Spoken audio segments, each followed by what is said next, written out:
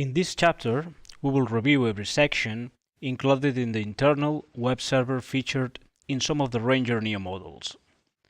The web server will let us control the meter remotely and access to a good number of very useful tools via IP. First, we need to set up the meter's IP address in the Preferences menu and connect the meter to the network. We will open the web server with a standard PC web browser located in a remote location. The web server will ask for a password for security reasons.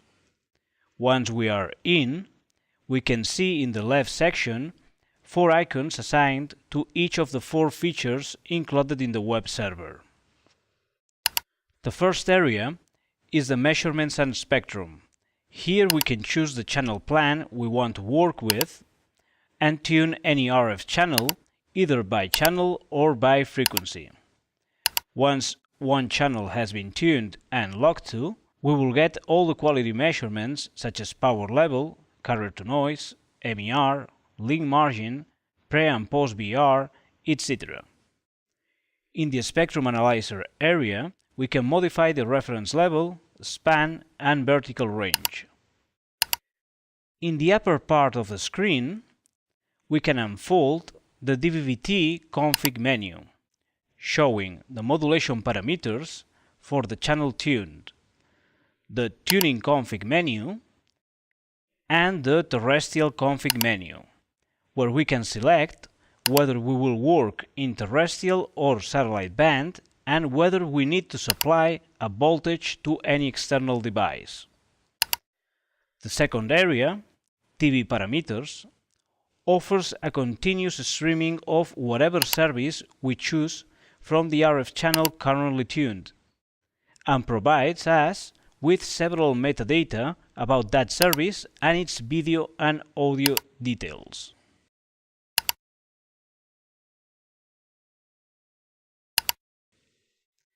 The third area, Remote Console, provides a complete control over our field strength meter.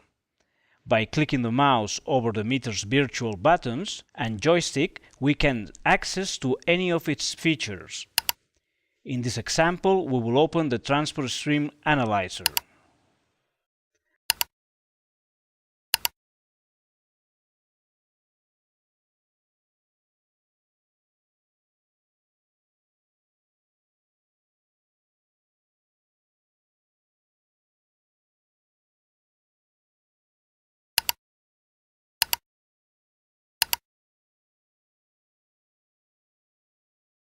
Finally, the fourth and last area is the Remote Monitoring tool.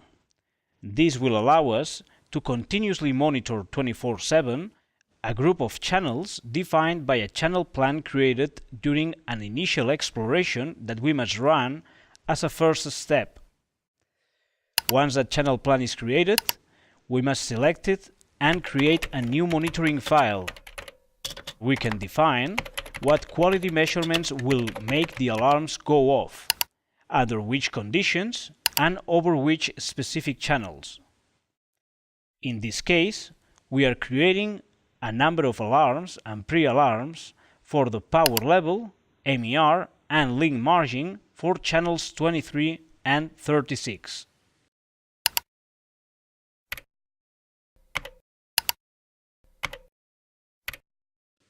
No matter how the alarms and pre-alarms are defined, all measurements will be stored continuously for all channels from the channel plan selected.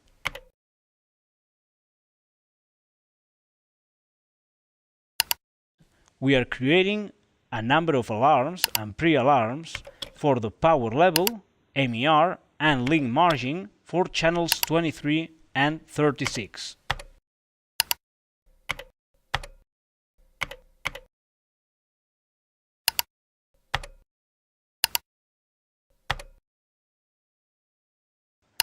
Now we are ready to run the monitoring tool.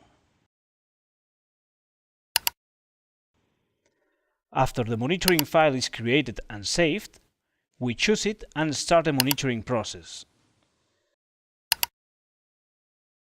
The monitoring screen plots a graph showing the values for each channel for the specific quality measurements that we choose. And below that plot, we can see the last set of measurements taken, corresponding to the last monitoring cycle, and on the right all the alarms and pre-alarms that went off so far. These alarms can be clicked on, showing when it went off, its alarm condition, and what quality measurement and which value made it happen.